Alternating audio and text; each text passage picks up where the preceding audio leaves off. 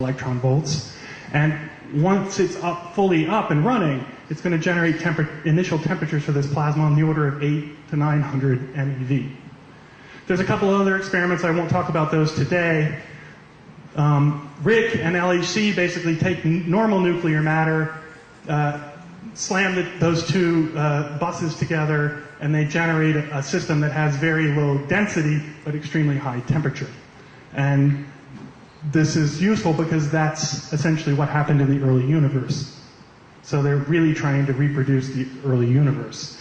However, if you're interested in neutron star physics or something like that, you might want to go over here and explore this part of the phase diagram. So there are different experiments for that. This Crit Rick is exploring this part, and this FAIR GSI, which is in Darmstadt, Germany, is exploring this part. So everybody's trying to map out the entire phase diagram somehow.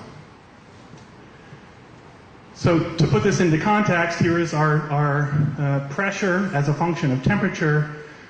We can now see where the three experiments are shooting. The oldest experiment, in a certain sense, the oldest modern experiment, which is Rick, is just getting up to about 2 times this phase transition temperature.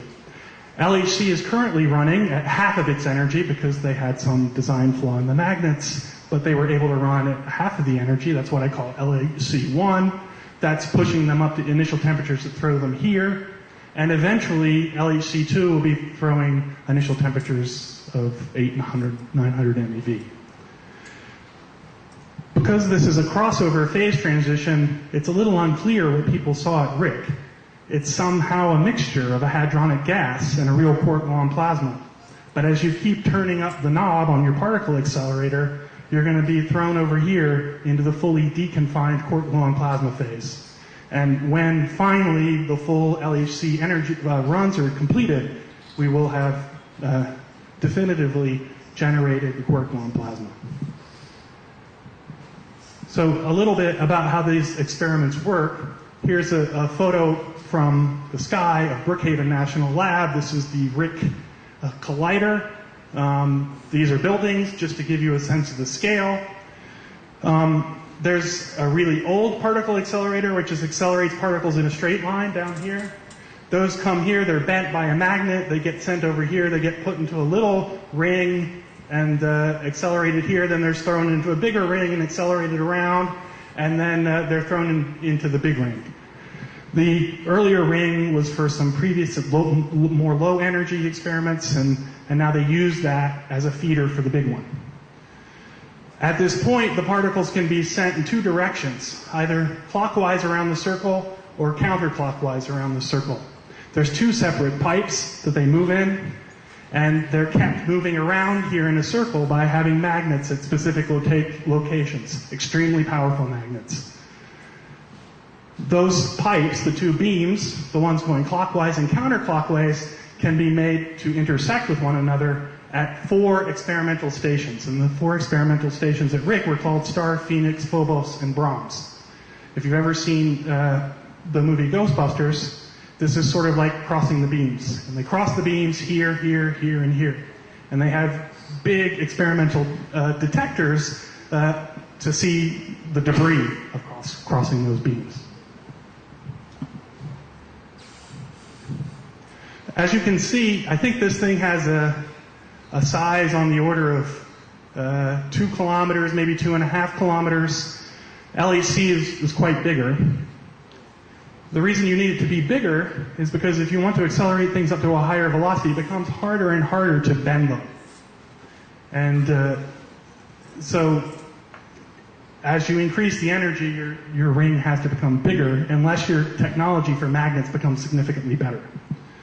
LHC has the most powerful superconducting magnets in the world running all along this ring to keep them moving around. Has to constantly be fed with liquid helium. If at any point it stops being fed with liquid helium, the amount of current that's flowing through those magnets will cause them to explode.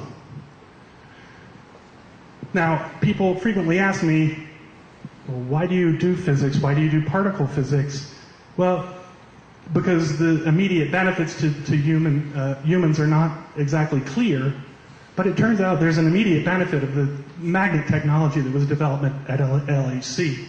They've now developed these extremely thin superconducting wires that are wrapped to make these magnets, which now will carry over into the next generation of magnetic resonance images will be used in hospitals. So you never know what the outcome of a physics experiment will be. In fact, the first particle collider became the TV.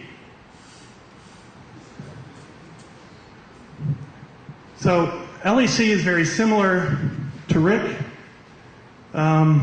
There's an older ring. This is called SPS. It feeds into the larger ring, again, to counter-propagating beams. And there are 4 experimental stations. It's not right on the surface. It's actually buried fairly deep under the ground. And they've just removed the dirt here to let you see it. Of course, it's not hollow down there. It spans the border between Switzerland and France, causing all sorts of diplomatic problems with paperwork, but nevertheless, they keep going. Here's the SPS, and here are the various experiments. There are 2 experiments, actually 3 experiments here, LHCb, CMS, and ATLAS.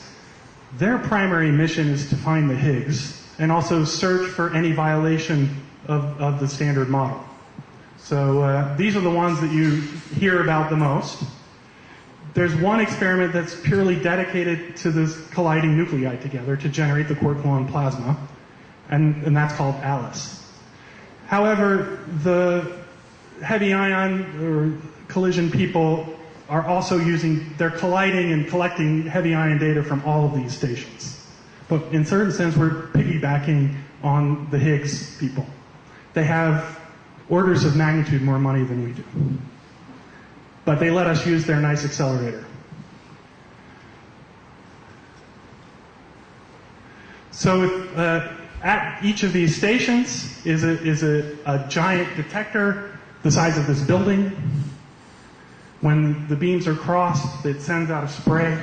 I show a little animation of this from the CMS. You're going to see 2 blue things coming in. Those are bunches of particles. One particle out of the bunch, which might contain millions, collide, and it sends the debris everywhere. These little blue-colored areas are where the detector registered a particle hit of different kinds. The different kinds of particle hits are just color-coded. There are detectors completely wrapped around this entire thing for detecting any kind of particle that might come flying out. The modern detectors work much like, at least these inner parts, work much like your normal digital camera. Your digital camera relies on charge separation that sends currents down some wires and tells it that, something just flew through here, a photon. At LHC, they have these, what are called silicon vertex detectors. They're basically just arrays of wires embedded in silicon, and when a particle happens to pass right through a charged particle passes right through that grid in space, it generates currents on the horizontal and vertical wires, and you say, aha, a particle just went through here. So you can think of this as a giant CCD camera. A very fancy CCD camera, it has to take 1 million pictures a second. So again, back to the public outreach, you can imagine that our cameras in the future are going to be extremely better because of the technology developed at LHC. That information, 1 million times a second, has to be analyzed by computers. They have to say, was that interesting? Do I want to look at it? It might consist of 2 to 4 terabytes of data. You have to be able to quickly look at that and say, oh yes, I want to keep that, and then send it off to a computer disk somewhere. They're collecting data, I think out of that 1 million events per second, about 1,000 of them get sent off somewhere. So imagine you have the job to accumulate 1,000 terabytes per second. So needless to say, with this giant particle accelerator, there's also giant computer farms, mostly disk, huge, fast disks. And that information is then made available publicly to all the experimental collaborators which it might consist of 1,000 people working in one of these big collaborations. So you have this experiment, you slam the guys together, you can count all the stuff that comes flying out, you can say what was the momentum of the stuff, in which direction was it going, all that stuff. So in the context of heavy ion physics, you can ask, well, what would I look at to know whether or not I have created this quark-gluon plasma or not? You could ask yourself the same thing at home without looking at the water. When will I know it boiled, right? So you have to come up with some experimental signatures. There are 4 main kinds of experimental signatures that are used in the search for the quark-gluon plasma. The first is called elliptic flow. I'll describe that next. It's related to what are called the bulk properties of the system. It's the collective flow of matter, and it happens to be sensitive to this pressure as a function of temperature. What happens is that when you're going to collide 2 nuclei together, remember nuclei have sizes on the order of 10 to the minus 15 meters, something like this, the chances of hitting them right head on, basically 0. Most of the time what happens is they have what's called a peripheral collision, where they just sort of hit the edge of one another. And if you were to look down the pipe, so you imagine that I had a nucleus going into the board and one going out that way. If I look at the overlap region between these 2 guys, I'll generate not a nice circular region. That would happen if they were exactly head-on with one another, but instead some sort of elliptically deformed region. When this happens, it turns out that the matter generated is going to flow differently in this y direction and in the x direction. In fact, you're going to start with a region with an almond that looks like this, and in the end it's going to look like that. This is called the flow of the matter. And it turns out the amount of flow that you get is very sensitive, or, well, I won't say very, it's sensitive to this equation of state. Why? Well, if the pressure is very low, there's not much force to push out this way. The pressure is very high, it wants to push out a lot.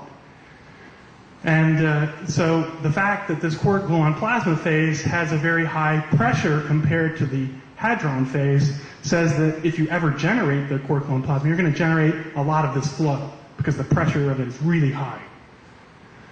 So to give you a little bit more detail, here is my little cartoon of the 2 nuclei that have collided.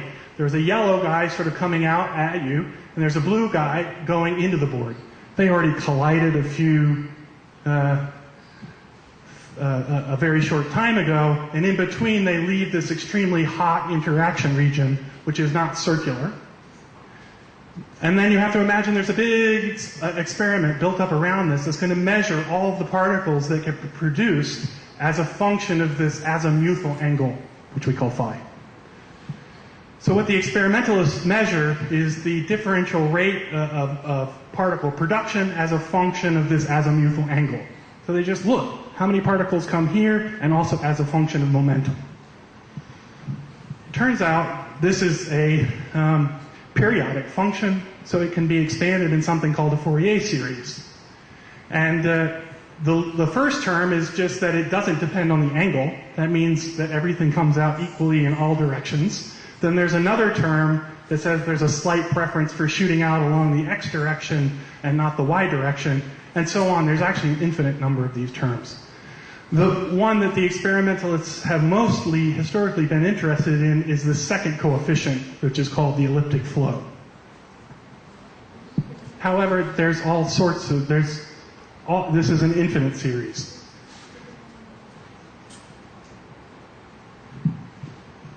This was the first data that the Rick Collider experiment collected.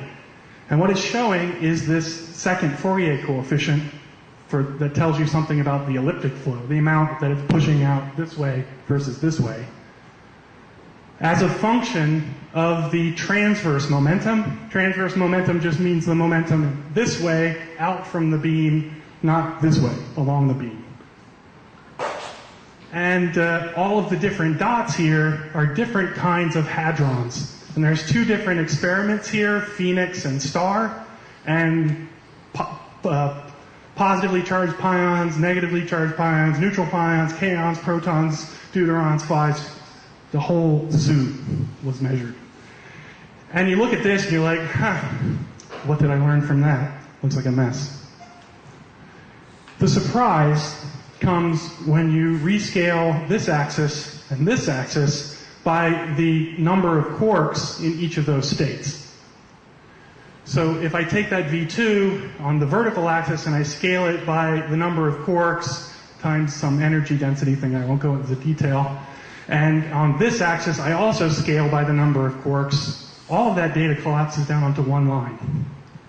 And what this is telling you, because it's scaling with the number of quarks, is that what's flowing here is not the hadrons, the bags of quarks, but the quarks themselves. They're the things that are causing this push. And that's just getting reflected in different ways into these hadrons just based on the number of quarks that they contain. So all of the data just collapses down extremely nicely. If that was all, it would just be an experimental finding, but it turns out that the theory people understand this collective flow extremely well. Here again is the collective flow, but now instead of just showing you this elliptic flow, V2, I also show you the V3, the V4, and the V5. These are just these higher Fourier modes in the expansion of the matter. And here's some experimental data points. You don't even see the error bars anymore. They've collected so much data now that it's just extremely precise. And here's a nice theory curve. There was one parameter that's used to fit all of this data, and it's something called the shear viscosity of the plasma. In fact, this number is the shear viscosity over the entropy density. So, the nice thing about this is not only are we able to say we've generated the quark-gluon plasma and it's agreeing with the model, we're actually able to measure a property of it, some sort of transport property. What is this viscosity? So it's not just black or white, it's actually measuring the properties of this stuff, which is important for understanding how the early universe evolved. So that is this elliptic flow, and I go ahead and put a check mark here to say it agrees. So far, they haven't found, there are a few things out there which are yet unexplained in the elliptic flow, but in large part, it's well understood. The second kind of experimental signature that's used are what is called hard probes. And these are effects of plasma dispersion on high energy particle propagation, and it's sort of lumped into something called jet energy loss.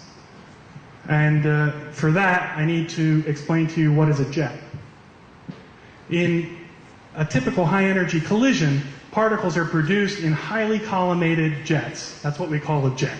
So if you were to look at, say, some old Fermilab data at the tracks that come out of it, two particles have collided, one going into the board here and one out, and instead of getting a nice isotropic spray of particles all the way around, what you get are 4 jets. This is a 4-jet event. Now, the way that this starts is that somewhere in here, some high-energy particles split, and then it was flying along and split into some more particles, and you can sort of see that that's what happened. So now, people predicted early on that, let's imagine that I take the same pair of high-energy particles, and instead of letting them shoot out into the vacuum towards my detectors, let's imagine that instead I have the situation where one of the partners in the jet, the one going this way, escapes very quickly and radiates off and creates one of these showers in the detector. The other guy is going the other way, into the plasma. Now, this ties back to the cosmology discussion. This guy here is a quark. It has color charges flying into this colored plasma. It's going to be scattered a lot. And it's going to get, basically, its energy sapped away by the plasma. So the prediction back in, I guess, the 80s, I think it was the 80s, was that what you should see when you start to create a quark-gluon plasma is you should start to see events where instead of seeing a back-to-back pair, so here the pair is the blue and the green and the red and the black, you should see sort of an odd number of them instead, because one of the guys got eaten by the plasma. So here's an actual picture from the Atlas experiment of a heavy ion collision 2-jet event. I put 2 in parentheses because you see this one sort of spiky thing here. That's one jet coming out the other side, but you don't see its partner. That's the monojet. This was earlier shown that this was going on at RIC, and this plot's kind of complicated, so I'll go through it slowly. What this is showing is the azimuthal distribution of some particles as a function of the angle around the collision.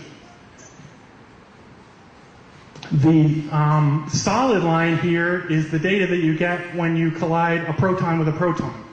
What you see is that at 0, you have a jet shooting out in one direction, and then you look over at pi, you see its partner shooting the other way. It's slightly attenuated. This attenuation is understood. It's an experimental artifact. In practice, it's perfectly symmetric.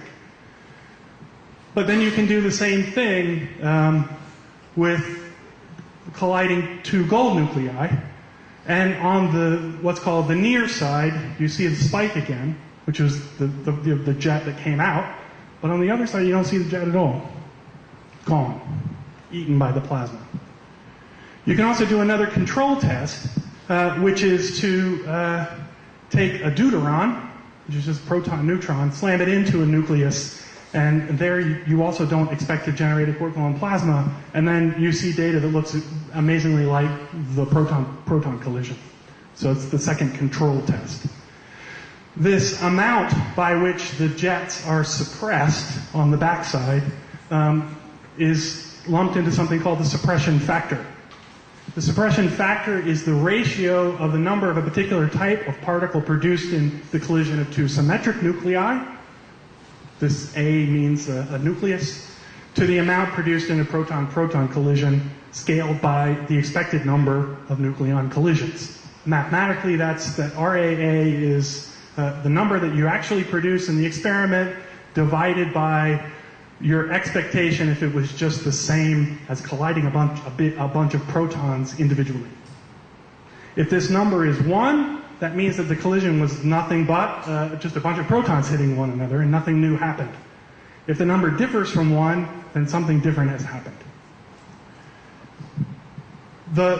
It's called the suppression factor in this jet context because, as I said, the plasma is going to eat some jets. So you're going to expect to see fewer particles coming out at very high energies because they get eaten by the plasma. So here is some experimental data from the RIC.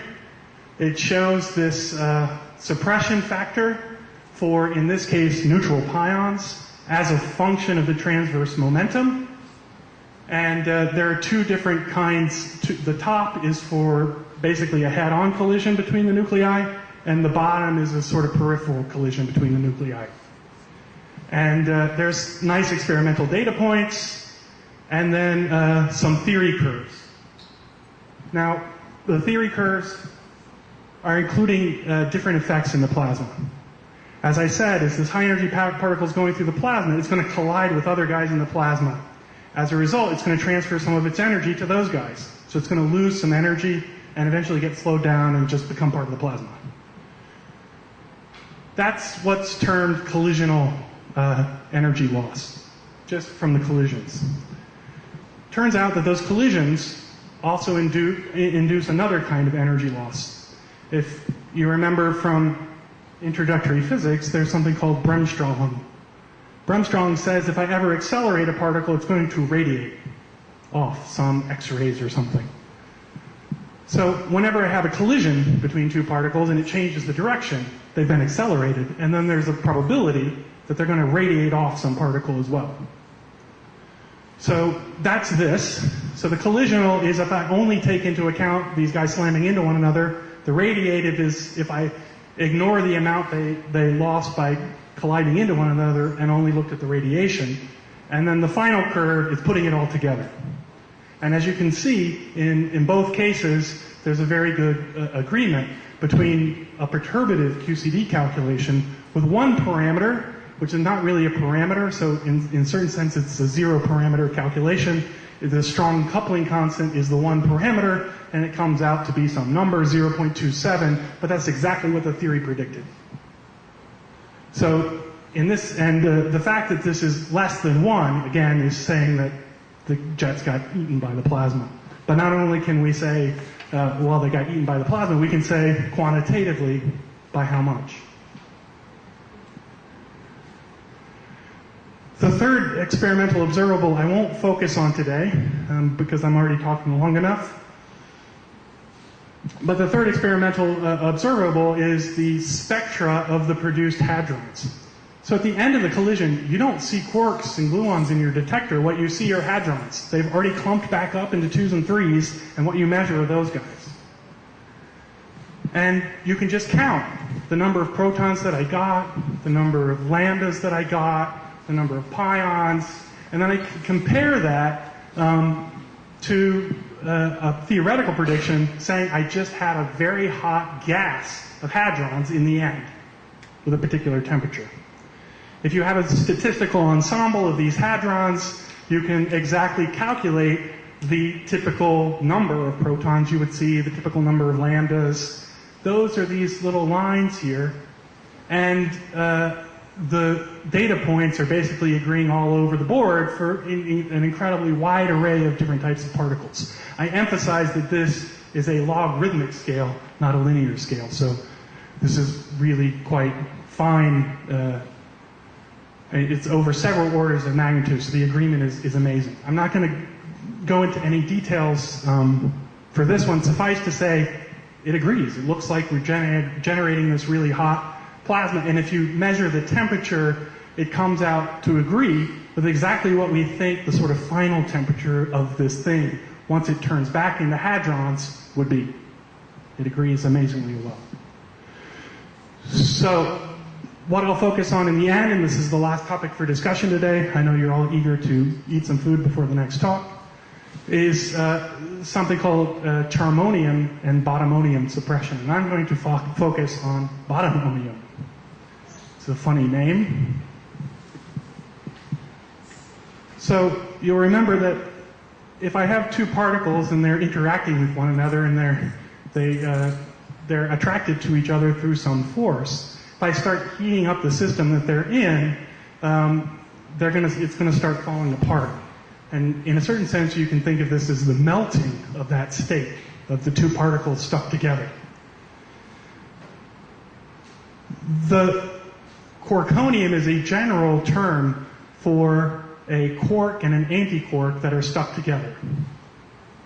You can kind of think of it as a tiny little hydrogen atom, but comprised of quarks instead of an electron and a proton. In fact, the analogy becomes even stronger when the mass of the two quarks is really high. Then you can actually theoretically show that it reduces down to basically the same problem that you saw for the hydrogen atom. The bound states, as I said, of a quark and an antiquark are called quarkonium. And if you take a charm quark and an anti-charm quark and combine them together, it's been given the name in the 70s, something called the J-psi.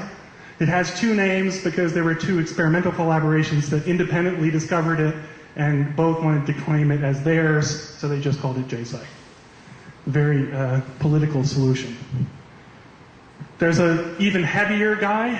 The mass of the J-psi is around 3 GeV, and there's an even heavier guy, which is a bottom quark stuck together with an anti-bottom quark. And that goes by the name of upsilon. And this guy, because of the extremely large masses of the bottom and anti-bottom, turns out to be a very clean system in which you can apply theory and make calculations. Because it really reduces to something that looks like, as I said before, the hydrogen atom. As I said in the beginning of the talk, in a high-temperature quark-gluon plasma, we expect weaker color binding. That's due to two things, this asymptotic freedom, and then something called Debye screening in the plasma. I'm not going to go into what Debye screening is in any detail. Suffice to say, if you have two particles in a plasma that are trying to talk to one another, all the stuff in between gets in the way and reduces the effective interaction.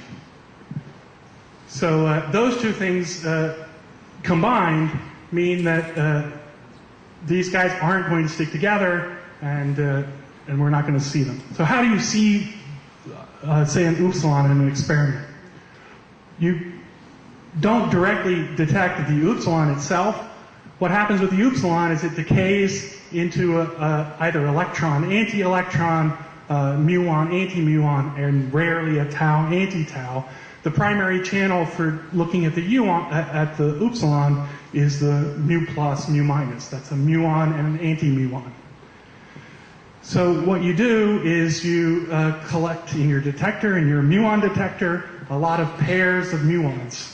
And then you plot as a function of something called the invariant mass of that pair of muons, the number that you observed. And what you see is some sort of smooth, decreasing function, but then at these special points you see a spike, and another spike. These three spikes correspond to different particles. And in fact, for this state, this is the upsilon 1s, this is the upsilon 2s, and this is the upsilon 3s. The upsilon 1s, going back to the hydrogen analogy again, is basically the 1s state of these quark and antiquark stuck together. It has a nice spherical probability distribution, and it sort of just has one bump. The 2s is an excited state of that guy. It's the first L is equal to 0 excited state, and then there's the 3s state. So this is the way that the experimentalists actually measure the properties of these guys. The position of this peak tells you the mass of the particle, and the width of this peak tells you something about its decays. If it was infinitely thin, the thing would live forever, and it would be sitting with us here in the room. The wider this peak becomes, the more rapidly it's decaying into other things. So these two things enable you to measure what's called the mass and also what's called the width of the particle, which tells you something about its lifetime. The theoretical prediction says that two things are going to happen as I increase the temperature in which the upsilon is living. The masses are going to shift a little bit. That's actually a small effect, it turns out. But what's most importantly is these widths grow, and eventually the experimentalists won't see anything at all. They just become kind of continuous flat things. You don't see it. So here I show you early CMS data. Again, one of the experiments from LHC as of May 2011. And on the left, you see what's called their background subtracted. Let me explain what that means. This sort of continuous curve that's running under here, that's called the background. And you subtract it out, you get these sort of dashed curves that are hiding underneath. Those are the background subtracted counts. This is the background subtracted case for the events as a function of the invariant mass of the mu plus, mu minus for a proton-proton collision. And you can see here from the CMS experiment very nicely the 1s, the 2s, and the 3s. Now, this was a preliminary plot. They're collecting more and more data. They're primarily limited at this point by statistical errors. The more and longer it runs, the better and better these curves will get, and the better and better the fits to these curves will get. On the right shows you the same thing, but now in a lead-lead collision. And as you see two things. One, this peak, the biggest peak, has actually been reduced. So you right away you see you got less upsilons. But then you try to look for these excited states, the upsilon 2s and 3s, they're basically completely gone. I would say that even their attempt to try to fit here is probably wishful thinking. So this is basically those states disappearing. That's how you see it experimentally. theoretically, the way that you calculate these things is because, again, the quarks are extremely heavy, you can use a kind of Schrodinger equation formalism and solve for the wave functions of these states, both the ground state and some excited states.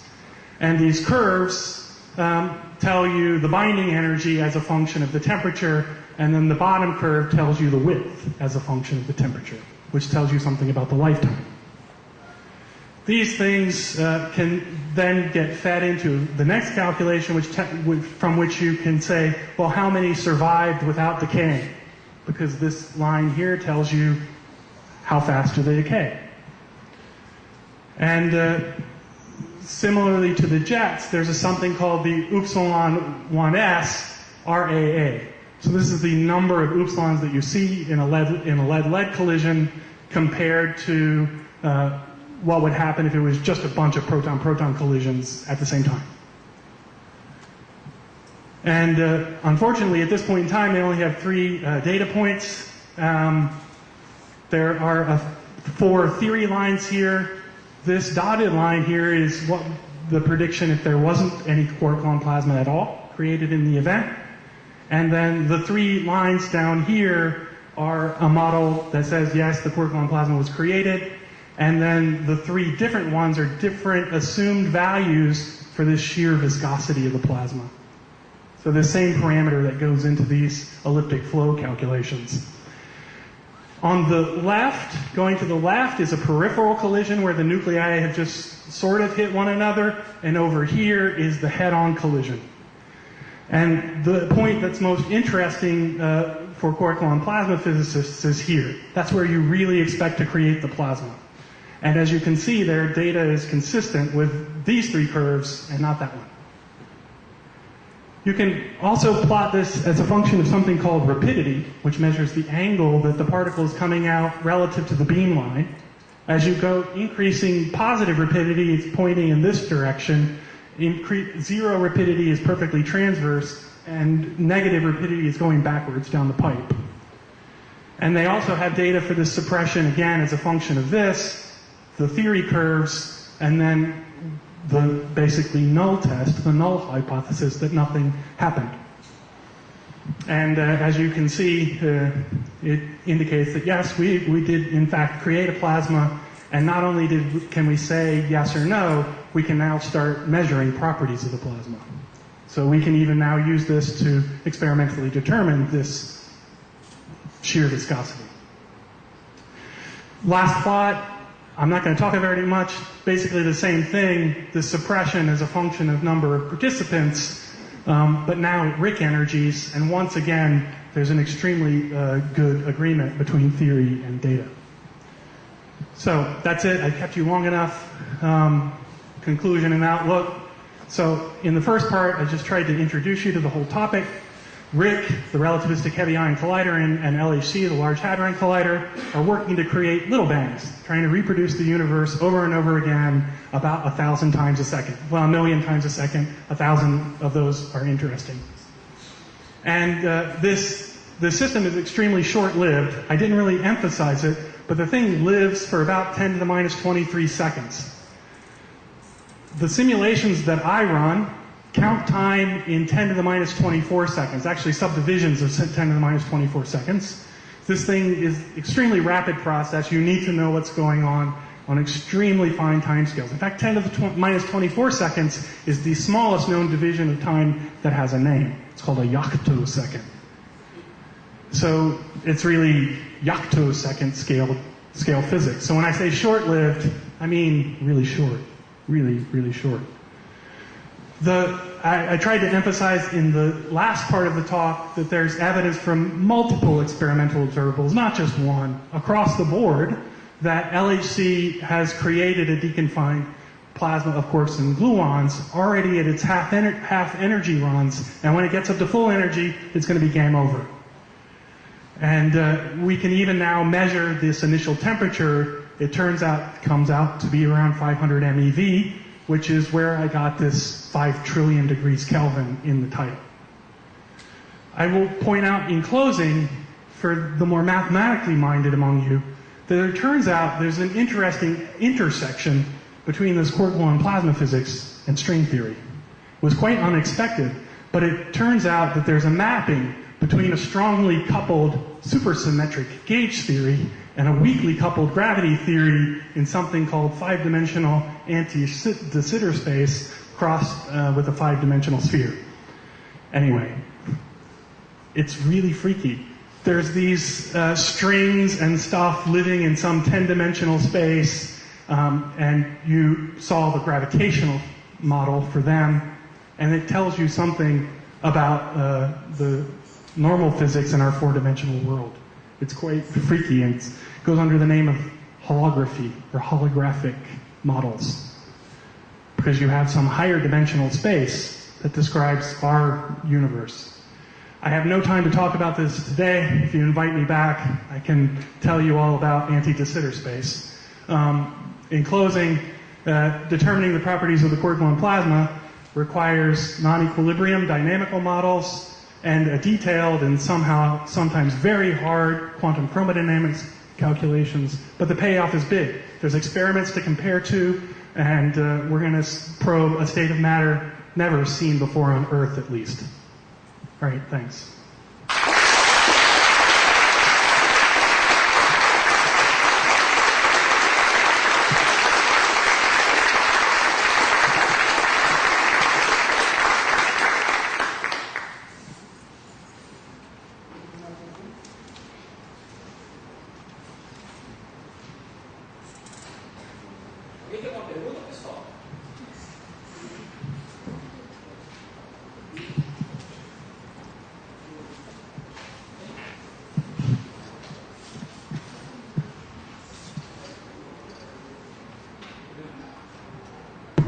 Good evening. I have two questions. One is, it seems to me that the first slide that you show us, it talks so much for the universe to have atoms, and that I didn't know. And the second question is about the chemical potential, because when you tell us about density and pressure, there was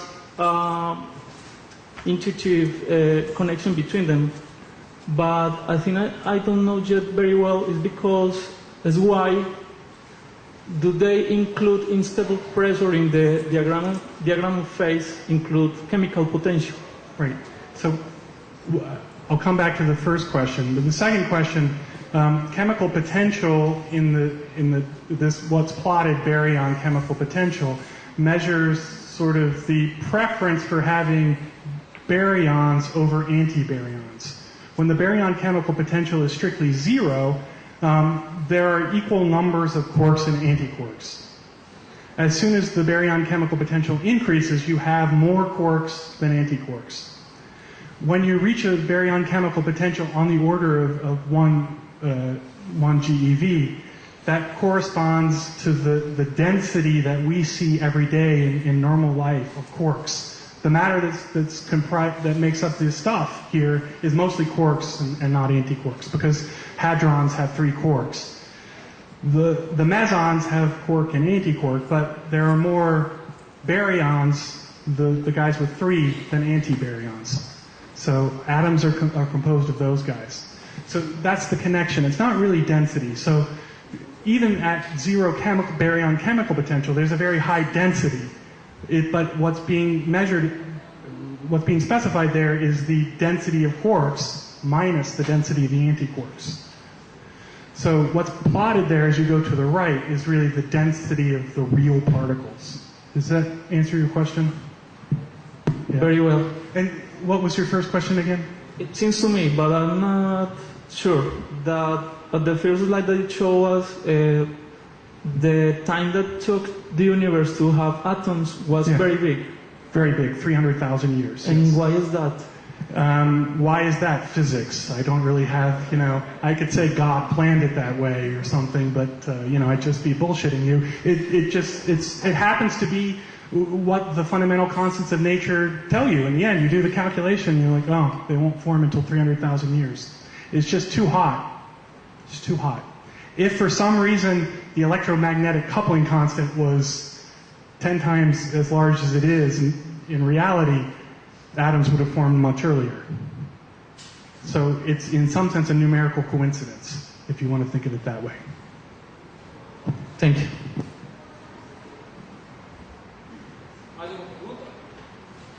Mais alguma pergunta, pessoal? Yeah. Every time you get a new toy like this toy that you have, you kind of have the opportunity of checking if the previous results by other experiments are consistent with the new data. Did you find any surprises compared to previous? Because the other machines were being pushed to the limits. Right. So now you have a right. Yeah. So the primary thing that you're going to see at LHC, so far there haven't been any glaring inconsistencies where LHC took some measurement and it's conflicting with what they found at RIC. Because of the design of RIC, because there were the 4 experimental stations and they were already overlapping, there was a lot of internal consistency checks built into the original experiment. So early on, there was some discrepancies even among the RIC experiments in this jet quenching RAA, for instance. But then all the experimental collaborations argued with one another through chalk and said, your experiment's crap, mine's better. And then eventually they found the mistakes and sorted it out. And so far, after that process has gone through it at RIC, there haven't been any big surprises at LHC. So far, all of the data that they're seeing at LHC looks really consistent with what was measured at RIC. The benefit that we have is the temperature is higher, but also that the statistics is much, much better. Their repetition rates for the collisions and their ability to collect the data is orders and orders of magnitude better than RIC. So what we're seeing now is the data becoming precise. Yeah. But so far, no big, like, oh, you guys messed up has emerged. The next question is, what happens if they don't find the Higgs now? But well, I'm sort of biased by the fact that we already have these hints, and it's at, what, I think 4 sigma now, which by most people's standards means you find it, but they're looking for 5 sigma. If you don't find the Higgs, actually, this is, in my opinion, the best thing that could happen for physics, because it opens up a big question of what the heck is going on. We think we understand everything, but I think it's actually more exciting when we don't. More jobs. More jobs, yeah.